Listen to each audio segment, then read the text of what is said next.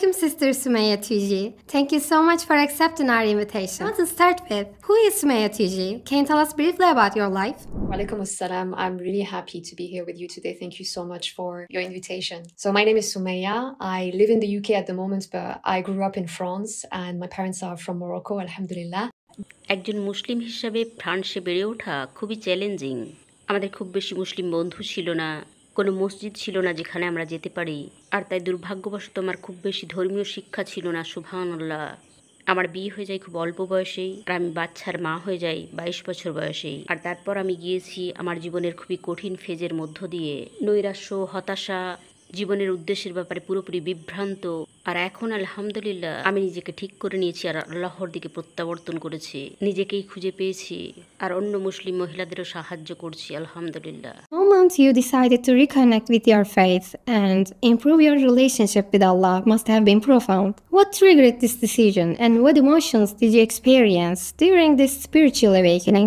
এটা ছিল 2 বার আমি আল্লাহ সুবহানাহু ওয়া তাআলার দিকে প্রত্যাবর্তন করেছি। প্রথমবার আমার 19 বছর বয়সে, আর আমি এমন কিছুর মধ্যে দিয়ে যাচ্ছিলাম যা ছিল খুবই খুবই কঠিন। আমার অভিজ্ঞতা হয়েছিল খুবই ট্রমাটিক এক্সপেরিয়েন্সের, আর এ বিষয়ে আমি আর কথা বলতে চাই না।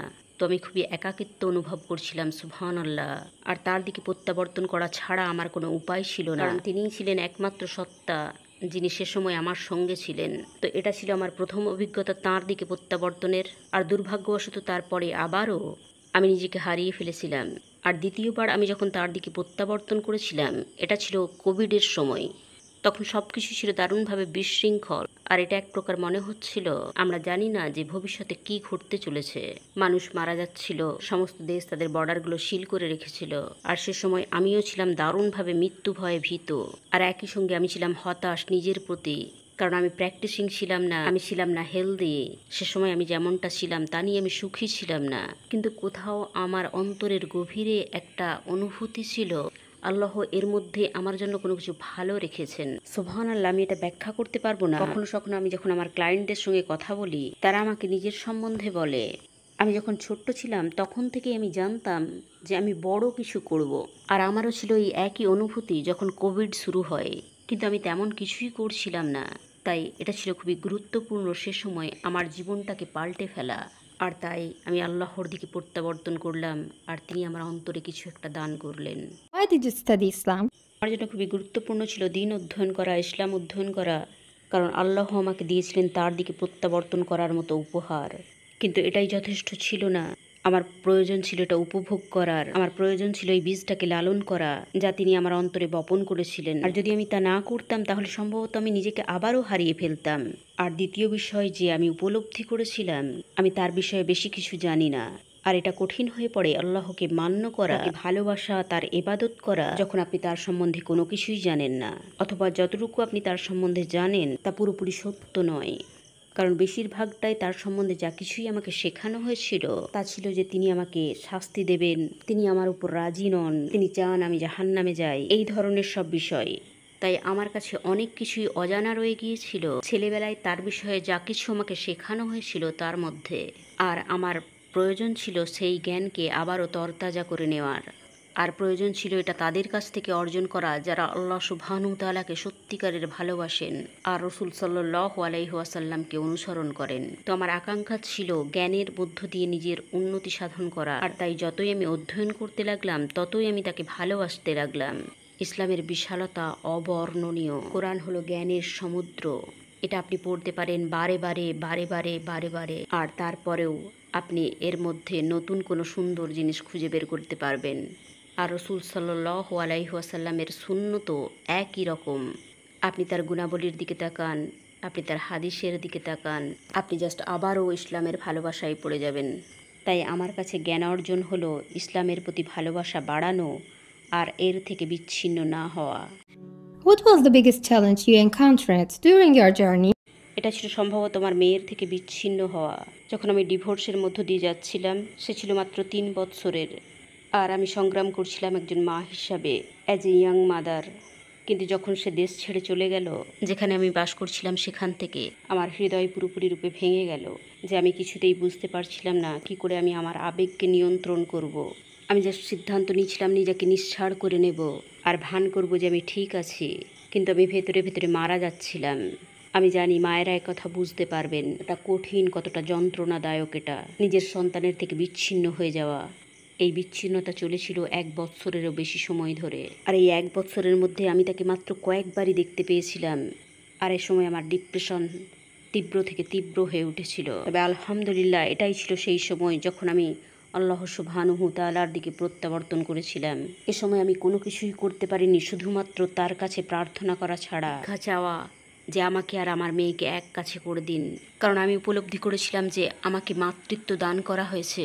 যখন আমার মেয়ে আমার সঙ্গে ছিল তখন আমি তার দিকে ততটা মনোযোগ দিতাম না, আমি যথেষ্ট কষ্ট করতাম না ভালো মা হওয়ার জন্য। আর যখন তাকে আমার থেকে সরিয়ে নেওয়া হলো, আমি উপলব্ধি করতে পারলাম যে আমি তাকে ছাড়া বাঁচতে পারবো না। সুবহানাল্লাহ, আমি তার সঙ্গে থাকতে চাই। আর তারপর আমি উপলব্ধি করলাম যে মা হিসাবে আমাকে আরো ভালো হতে হবে।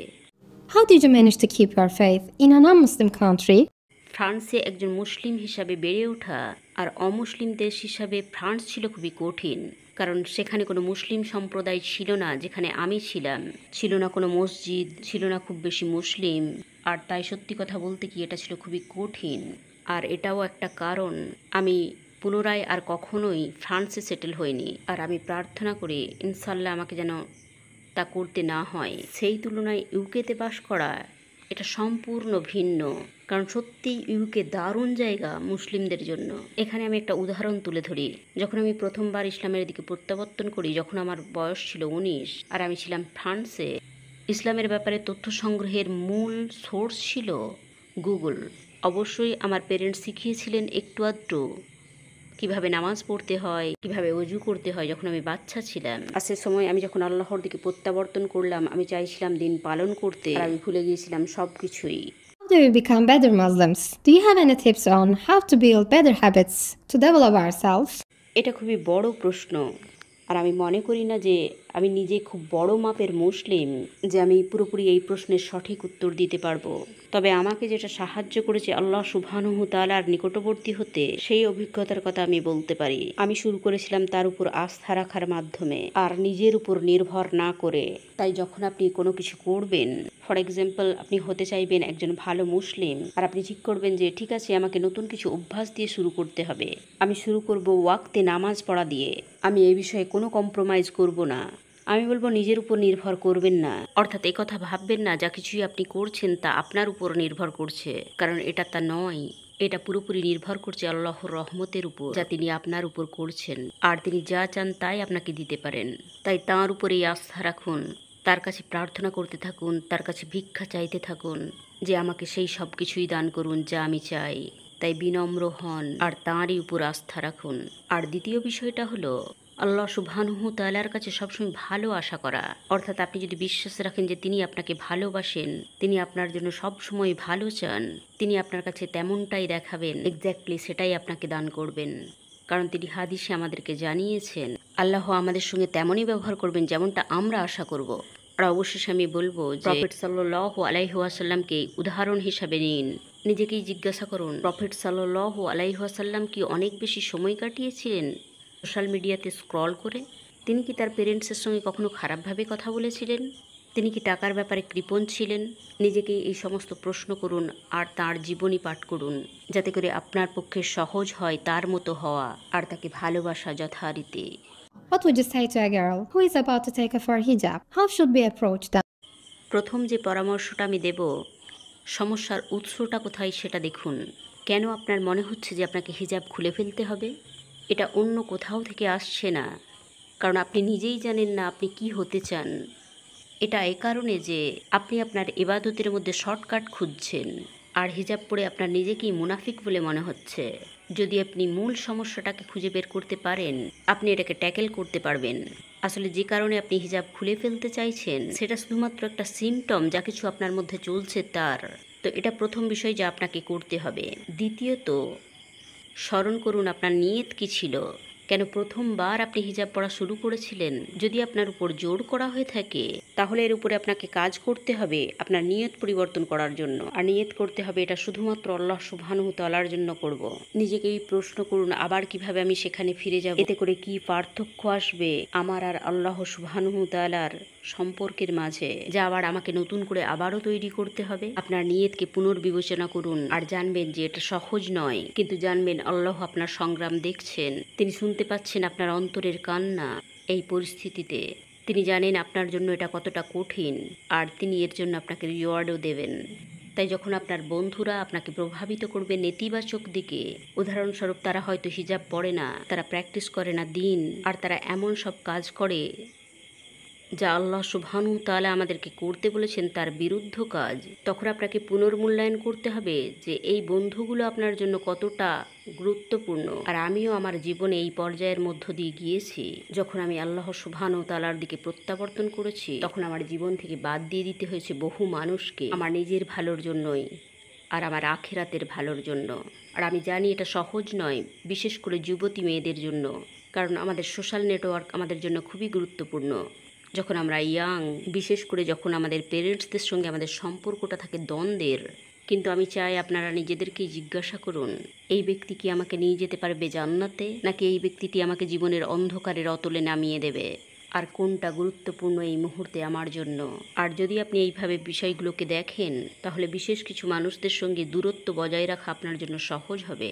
অনেক সময় আপনি হয়তো তাদের সঙ্গে পুরোপুরি কথা বলা বন্ধ করতে পারবেন না। আপনি তাদের সঙ্গে বসুন আর বলুন যে আমি তোমাদের সঙ্গে বাইরে বেরোতে পারবো না, আমি তোমাদের সঙ্গে এই সমস্ত কাজগুলো করতে পারবো না, আর আমি একটু হলেও শালীন পোশাক পরা শুরু করব। এটার অর্থ এই নয় যে আমরা আর বন্ধু থাকবো না, এটার অর্থ এই যে আমার ভালো লাগবে যদি তোমরা আমাকে এই অবস্থাতেই মেনে নাও। How did your experiences, including traumatic events and being subjected to criticism, shape your perspective on life and faith? এটা খুবই কঠিন ইতিবাচক অভিজ্ঞতা খুঁজে বের করা। আর বেশিরভাগ মানুষই যারা সংগ্রামের মধ্য দিয়ে গিয়েছে তারা এ বিষয়ে একমত যে যখন আপনি কাঠিন্যের সম্মুখীন হন, শেষ বিষয় যেটা আপনি ভাবেন যে ওহ আলহামদুলিল্লাহ, দিস ইজ গ্রেট, কিন্তু এখন আমি উপলব্ধি করতে পারি বহু ট্রমার মধ্য দিয়ে যাওয়া যখন আমি ছিলাম খুবই ইয়াং আমাকে করে তুলেছে খুবই শক্তিশালী মহিলা। আর এটা আমার লক্ষ্যের দিকে জোর দিতে সাহায্য করেছে যাতে করে আমি বড় কিছু করতে পারি। এটা আরও আমাকে করে তুলেছে অনেক বেশি সহানুভূতিশীল মানুষের প্রতি, কারণ আমি বহু কিছুর মধ্য দিয়ে গিয়েছি। আর এই অভিজ্ঞতাকে কাজে লাগিয়েই আমি আমার ক্লায়েন্টসদের সাহায্য করতে পারি তাদের লেভেলে গিয়ে, যেটা হয়তো বা অন্য কাউন্সিলর, কোচ অথবা থেরাপিস্ট তাদের সঙ্গে করতে পারতো না। তো আল্লাহ আমার অন্তরকে করে দিয়েছে অত্যন্ত কোমল সেই সমস্ত অভিজ্ঞতার মাধ্যমে যার মধ্য দিয়ে আমি গিয়েছি। আর এটা দিয়েছে আরও আমাকে এই অনুভূতি নিজেকে প্রভাবিত করা এবং অন্যের উপর তা কাজে লাগানোর। কারণ আমি জানি একাকিত্বের অনুভূতিটা কতটা কঠিন, আমি জানি কতটা কঠিন যন্ত্রণার সঙ্গে লড়াই করা, ট্রমার মধ্য দিয়ে যাওয়া, বুঝতে না পারা কি করব। আসলে আপনি জানেন না আপনি কতটা ব্লেসড যখন আল্লাহ আপনার কাছ থেকে কোনো কিছু দূরে সরিয়ে নেন আর তারপর তিনি ফিরিয়ে দেন সুন্দর কিছু আপনাকে। তখন আপনি বুঝতে পারেন পার্থক্যটা কোনটা আপনার জন্য ভালো আর কোনটা আপনার জন্য খারাপ। আপনি অনুভব করতে পারেন আপনার ফাঁকা স্থানটা, আর তারপর এও বুঝতে পারেন যে কোন রহমত দ্বারা তা পূর্ণ করা হলো। This question might be the hardest one. How did you feel when you had to leave your daughter to work? What advice would you give to other mothers who also earn their own money? সত্যি কথা বলতে কি এটা খুবই কঠিন। যখন আমি job করতাম 9 to 5, আমি সত্যিই অনুভব করতাম একটা বিচ্ছিন্নতা মা হিসাবে, আর এটা ছিল টু মাচ গোয়িং অন। অবশেষে আমি যেন কিনারায় পৌঁছে গিয়েছিলাম। আমি যথেষ্ট ঘুমাতাম না, আমি আমার মেয়ের কাছে থাকতে পারতাম না, সুবহানাল্লাহ। আর আমি নিজের উপর খুশি ছিলাম না। জানেন, আয়নার দিকে তাকিয়ে আমি ভাবতাম আমি এটা ঠিক করছি না। আমি এটা জানতাম এ থেকে বেরিয়ে আসার পথও আছে, আমি জাস্ট জানতাম না যে কিভাবে সেই পথটা খুঁজে বের করা যাবে। কিন্তু তখন আমাকে বলতেই হতো যে আমার কোনো চয়েস নেই। আর এটাই সবচেয়ে কঠিন বিষয় একজন মায়ের জন্য যারা ফুল টাইম অফিসে কাজ করে। আপনার মনে হয় যেন আপনি বন্দী হয়ে আছেন, অথচ আপনার কোনো উপায় নেই, কারণ আপনি চান আপনার সন্তানদের ব্যয়ভার বহন করতে, যদি কেউ না থাকে আপনার যত্ন নেওয়ার মতো। তো আমার ক্ষেত্রে এটা করা ছিল সবচেয়ে কঠিন কাজগুলোর মধ্যে একটা, সিঙ্গেল মম হিসাবে জব করা আর একই সময়ে দিনের জন্য সংগ্রাম করা, একজন কোচ হিসাবে সংগ্রাম করা, একই সময়ে কোচিং দেওয়া। এটা ছিল খুবই ক্লান্তিকর। আর আমি জানি বহু মহিলা আছেন যারা এটা শুনতে শুনতে ভাবছেন এটা তো আমারই কথা। আর আমার মনে আছে আমি আমার থেরাপিস্টের কাছে কাঁদছিলাম থেরাপির সময়, আর আমি বলছিলাম যে আমি আমার মেয়ের জন্য ভালো মা হতে পারিনি। আর আমি এটাকে ঘৃণা করি, কারণ আমাদের জীবনে যেটা গুরুত্বপূর্ণ হওয়া দরকার তা হলো নিজের সন্তানের সঙ্গে ভালো সম্পর্ক গড়ে তোলা একজন মুসলিম মহিলা হিসাবে, আর তারপর আল্লাহ সুবহানাহু তাআলার সঙ্গে আপনার সম্পর্ক, আর তারপর নিজের সঙ্গে নিজেরই সম্পর্ক। তাই যখন আমরা মহিলারা আমাদের জবকে বেশি প্রাধান্য দেই, তখন আমরা আমাদের সন্তানদের কি শেখাবো? আমরা তো তাদেরকে দেখাচ্ছি যে এটাই স্বাভাবিক, যেখানে বাস্তবটা এটা নয়, এটা আমাদের পথ হতেই পারে না। কিন্তু দুর্ভাগ্যবশত আমরা ভেবে থাকি যে আমাদের কোনো উপায় নেই। আসলেই আমাদের উপায় আছে। আমরা আমাদের নিজেদের ব্যবসা করতে পারি, যেখানে আমি আমার মেয়েকে সময় দিতে পারবো। আর যদি কেউ বিজনেস করতে না চান, এমন একটা জব খুঁজে বের করুন যেখানে মা হিসাবে আপনাকে রেসপেক্ট করা হবে। এমন একটা জব যাদের নৈতিকতা আছে, যারা মূল্য দেয় মহিলাদের বাচ্চার মা হিসাবে। সব কিছুই সম্ভব, শুধু আল্লাহর কাছে দোয়া করতে থাকুন। আর এখন আমার মেয়ের সঙ্গে আমার সম্পর্ক দারুণ, আলহামদুলিল্লাহ। You took significant risks in your life. What encouraged you to do that? How did you maintain your motivation during the most challenging times? আমার কাছে ঝুঁকি নেওয়ার ব্যাপারটা এটা বোঝা যে এই জীবনে সব কিছুই কঠিন। একেবারে কোনো কিছু না করাটাও একটা পর্যায়ে কঠিন, কারণ তাতে করে আপনি হতাশ হয়ে পড়বেন। আর তখন নিজেকেই আপনার ভালো লাগবে না, আপনি নিজেকে নিয়ে গর্ব করতে পারবেন না।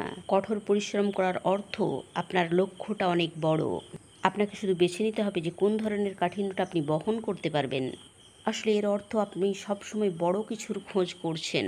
প্রথমত আপনার থাকতে হবে শক্তিশালী নিয়ত, যে কেন আমি এটা করছি, এটা আমার কাছে এতটা গুরুত্বপূর্ণ কেন। আর আপনার নিয়তের জন্যই আল্লাহ সুবহানাহু তাআলা আপনাকে পুরস্কৃত করবেন। আর দ্বিতীয়ত আপনাকে স্মরণে রাখতে হবে যে যখন কোনো কিছু কঠিন হয়ে যাবে, তখন আপনাকে মনে রাখতে হবে যে আল্লাহ আপনাকে কিভাবে দেখছেন। যখন কোনো কাঠিন্যের মধ্য দিয়ে আপনি নিজেকে নিয়ে যাবেন, তখন আপনাকে স্মরণ রাখতে হবে যে আল্লাহ সুবহানাহু তাআলা আপনাকে এর জন্য কতটা পুরস্কার দেবেন। এটা খুবই গুরুত্বপূর্ণ, কারণ অনেক সময় আমরা আমাদের নফসের কথা শুনি, একটু বেশিই নিজের কথা ভেবে ফেলি, আর ভুলে যাই যে আমি যা করছিলাম তা আল্লাহ সুবহানাহু তাআলার জন্য। তো আমার ক্ষেত্রে আমাকে এগিয়ে যেতে যেটা সাহায্য করেছিল তা ছিল আমার শক্তিশালী নিয়ত আর শেষ লক্ষ্যকে স্মরণ রাখা, যা হলো আল্লাহ সুবহানাহু তাআলাকে রাজি করা। আর আমার চারপাশে ওই সমস্ত মানুষকে পাওয়া যারা সবসময় আমাকে সহযোগিতা করেছে যখন আমি ভালো মানুষ ছিলাম না, সেটাও খুবই গুরুত্বপূর্ণ। আর আরও নিজের প্রতি সহানুভূতিশীল হওয়া, কারণ দিন শেষে আমরা মেশিন নই, আমরা রোবট নই। আর তাই এটা আরও আমাদের জানা দরকার। আমাদের প্রয়োজন ভারসাম্য বজায় রাখা, কখনো কখনো আমাদের রিল্যাক্সের প্রয়োজন।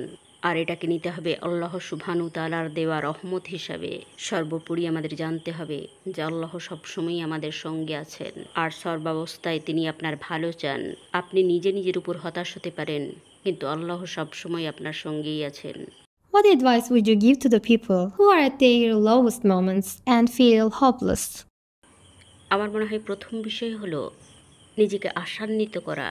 আমি জানি এটা কঠিন সেই মুহূর্তে যখন মনে হয় সব কিছুই লণ্ডভণ্ড হয়ে গিয়েছে, যে অবস্থায় কয়েক বছর আগে আমি নিজেই ছিলাম। আর আমি জানতাম আমার জন্য উজ্জ্বল ভবিষ্যতের কথা ভাবা কতটা কঠিন ছিল। কিন্তু আমি চাইছি কয়েক সেকেন্ডের জন্য আপনারা ভাবুন অন্তর দিয়ে কোন বিষয়টা আপনাকে ঠিক করতে পারে। আল্লাহ কি পারে আমাকে এই মুহূর্ত থেকে বের করে নিয়ে আসতে? আপনার যদি সামান্যতম আশাও থাকে, আমি প্রমিস করছি আল্লাহ আপনাকে ভালো কিছু দিয়ে পুরস্কৃত করবেন ঠিক এই পরীক্ষার পরেই। এই ধরনের অনেক সময়ের মধ্য দিয়ে আমি গিয়েছি। সত্যি কথা বলতে কি, আমি যখন প্রেগনেন্ট ছিলাম আমি ভাবতাম যে এর থেকে আমি যদি মারা যেতাম এখনই তাহলে ভালো হতো, এতটাই খারাপ অবস্থা ছিল আমার। কিন্তু তা সত্ত্বেও অন্তরে কোথাও না কোথাও আমি জানতাম যে আল্লাহ আমার জন্য আছেন কোনো না কোনোভাবে। আমি জানতাম না তিনি কিভাবে আমাকে বাঁচাবেন এই অবস্থা থেকে, কিন্তু আমি জানতাম তিনি আছেন। আর তাই যারা সংগ্রামের মধ্য দিয়ে যাচ্ছেন আর ভাবছেন এ জীবনে বেঁচে থাকার মতো আর কোনো কিছুই নেই, এটা খুবই কঠোর, খুবই কঠিন, আমি জাস্ট আর কোনো কেয়ার করি না, আমি চাই জাস্ট জীবনটা শেষ হয়ে যাক, শুধুমাত্র জানবেন যে আপনি যা কিছুর মধ্য দিয়ে এখন যাচ্ছেন সেই সব কিছুর পেছনে কোনো না কোনো কারণ আছে। চিন্তা করবেন না যে আমি কি করব, কোথায় যাব, শুধু ভাবুন তিনি আপনার জন্য কি করবেন। আর তা যা কিছু হতে পারে তিনি পারেন আপনাকে রক্ষা করতে, তিনি পারেন আপনার অন্তরকে আনন্দে ভরে দিতে, তিনি আপনার অন্তর কৃতজ্ঞতায় ভরে দিতে পারেন। আপনাকে জাস্ট তার কাছে প্রার্থনা করতে হবে। আমি প্রমিস করছি আমার ক্ষেত্রে এটাই ছিল প্রধান জিনিস, তার দিকে প্রত্যাবর্তন করা আর তার কাছে প্রার্থনা করতে থাকা। আমি চাইছিলাম একিনের সঙ্গে আপনার থাকা প্রয়োজন, ইয়কিন, দৃঢ় বিশ্বাস। আপনি তার উপর কোনো রকম সন্দেহ করতে পারেন না। আর দ্বিতীয় বিষয় যেটা অনেক মানুষের কাছেই কঠিন হয়ে দাঁড়ায়, কারোর কাছে সাহায্য চাওয়া। অনেকেই নীরবে সংগ্রাম করতে থাকে। আমরা বিছানায় শুয়ে শুয়ে কাঁদি, কাউকে কোনো কিছু না জানিয়েই। আমরা বলি আলহামদুলিল্লাহ যখন আমাদেরকে মানুষ জিজ্ঞাসা করেন তুমি কেমন আছো, আর বাস্তবে আপনি ভেতরে ভেতরে মারা যাচ্ছেন। কেন আল্লাহ আপনার জীবনে এত মানুষকে দিয়েছেন? যাতে করে তারা আপনাকে সাহায্য করতে পারে, আপনাকে সহযোগিতা করতে পারে। আমাদেরকে একা একা বাঁচার জন্য সৃষ্টি করা হয়নি। পরের বার যাকে আপনি বিশ্বাস করেন, সে যখন আপনাকে জিজ্ঞাসা করবে তুমি কেমন আছো, সৎ হন, তাকে সবটা খুলে বলুন যে বহুদিন আমি ভালো নেই, আমি কি এ বিষয়ে তোমার সঙ্গে কথা বলতে পারি? যদি আপনার জীবনে এমন কেউ না থাকে তাহলে প্রফেশনাল হেল্প নিন, নিজেকে কোরআনের সঙ্গে যুক্ত করুন। কোরআন হলো শিফা, কোরআন হলো আরোগ্য আমাদের সবার জন্য। How has witnessing your mother's vulnerability influenced your way back to Islam? আমার মা খুবই ধার্মিক মহিলা, আলহামদুলিল্লাহ, কঠোর পরিশ্রমী। তাঁর কাছ থেকে আমি অনেক কিছু শিখেছি, সুবহানাল্লাহ। আমার বেড়ে ওঠার দিনগুলিতে তাকে আমি অনেক সংগ্রাম করতে দেখেছি, এখনও তাই। শক্তিশালী মহিলা হিসাবে তাকে দেখে আমাদের বেড়ে ওঠা, এটা সত্যিই আমাকে দান করেছে নম্রতা আর শ্রদ্ধা আমার মায়ের প্রতি। আর ওয়াল্লাহি আমি মনে করি যে আমি তার কাছে অনেকটাই ঋণী। আর আমার লক্ষ্যগুলোর মধ্যে একটা তার প্রতি ভালো ব্যবহার করা। যতটা সন্তান হিসাবে তিনি আমাদের প্রতি করেছেন, অ্যাটলিস্ট তার 1%। আমি দেখেছি তাকে দারুণ উদার হিসাবে। জানেন, মহিলারা বংশ পরম্পরায় এরকমই স্যাক্রিফাইস করে থাকে। আর এখন আমরা যে সমাজে বাস করছি, এটা আমাদেরকে দিন দিন করে তুলছে স্বার্থপর। সব কিছুতেই আমি আমি আর আমি। আমাদের মায়েরা এমন ছিলেন না, সুবহানাল্লাহ। তারা আমাদের জন্য অনেক স্বার্থ ত্যাগ করেছেন। তিনি তার সময়, শক্তি সবকিছুই ব্যয় করেছেন আমাদের জন্য। নিজের যত্ন নেওয়ার মতোও সময় পাননি। আর এখন আমাদের দায়িত্ব সন্তান হিসাবে তার যত্ন নেওয়া একটু হলেও। আমি জানি যে অনেক মায়েরাই 60-এর দশকের, 70-এর দশকের তাদের লাইফস্টাইলটা ছিল একই রকম। তাদের কাছে কোনো বিষয়ই ছিল না, তারা সব কিছুই করতে পারতো তাদের পরিবারের জন্য। আর আমার লক্ষ্য জীবনের শেষ দিকে আমার মাকে সুন্দর কিছু দান করা। ইনশাল্লাহ নেক্সট ইয়ার আল্লাহ তাকে কবুল করুন হজের জন্য, আর তাকে প্রোটেক্ট করুন। What steps did you take to reconcile your relationship with Allah and find your path back to Islam?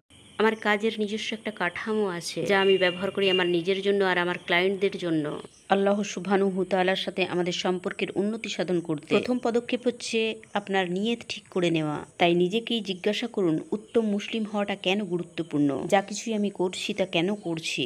আর সম্ভবত আপনি দেখবেন এমন অনেক কাজ আপনি করেন, তা কেন করেন জানেন না। আর দ্বিতীয় পদক্ষেপ যা আমাকে আল্লাহ সুবহানাহু তাআলার নিকটবর্তী করবে, চিন্তা করতে হবে সমস্ত বিষয় আমি কিভাবে ভাবি, বিশেষ করে তার ব্যাপারে, অর্থাৎ ইসলামের ব্যাপারে আমার বিশ্বাসটা কি। আমি কি বিশ্বাস করি যে ইসলাম সেই ধর্ম যা আমার জীবনে বহু বৈপরীত্য নিয়ে এসেছে? আমি কি বিশ্বাস করি যে আল্লাহ আমার উপর রাজি নন? আমি কি বিশ্বাস করি যে আল্লাহ আমাকে শাস্তি দেবেন?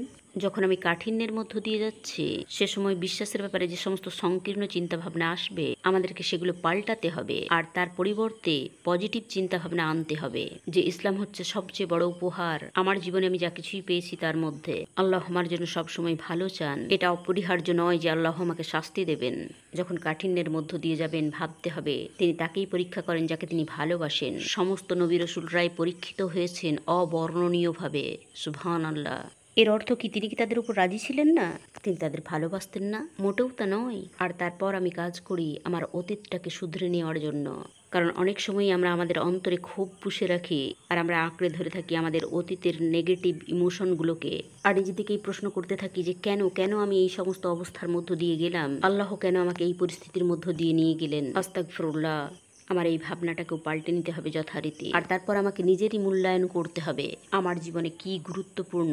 অনন্য মানুষ হিসাবে আল্লাহ আমার মধ্যে কি সম্ভাবনা রেখেছেন, যাকে আমি ব্যবহার করতে পারি এমনভাবে যা আমাকে লাভ দেবে এবং গোটা পৃথিবীকেও। তো আমাকে আমার মূল্য বুঝতে হবে, তাকাতে হবে আমার লক্ষ্যের দিকে, আর তারপর দোয়া করা শুরু করতে হবে যাতে করে তা ঘটে।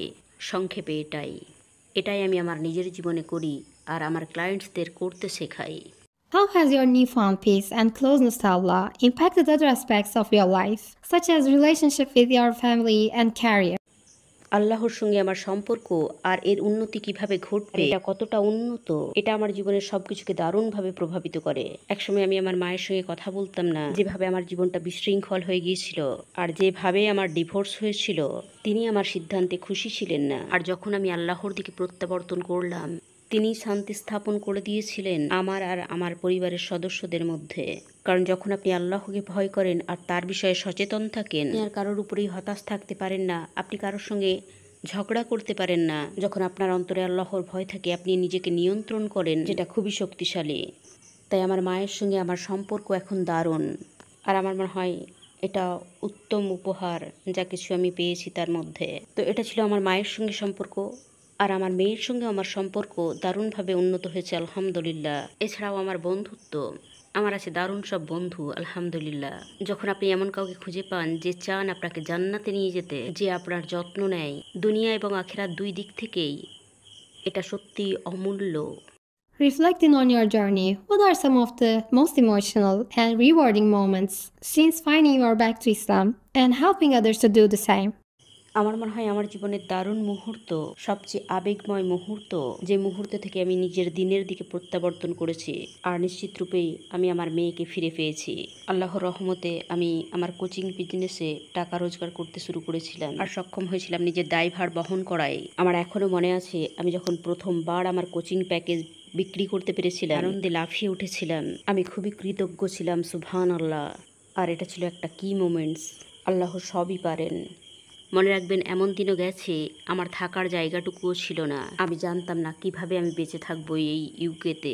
আমার কিছুই ছিল না, শুধুমাত্র আমি ভালোর আশা করে যাচ্ছিলাম আর কোচিং শুরু করেছিলাম। সুবহানাল্লাহ, আল্লাহ আমার জন্য এটাকে সহজ করে দিয়েছিলেন। আর আমার মনে হয় এটা ছিল আমার জীবনের সর্বোত্তম মুহূর্ত। একটা হাদিস আমার খুব ফেভারিট, যেখানে রাসূল সাল্লাল্লাহু আলাইহি ওয়াসাল্লাম আমাদেরকে বলছেন যে তার ভাই ও বোনেদের যন্ত্রণা দূর করে দেয়, আল্লাহ তার আখিরাতের যন্ত্রণা দূর করে দেন।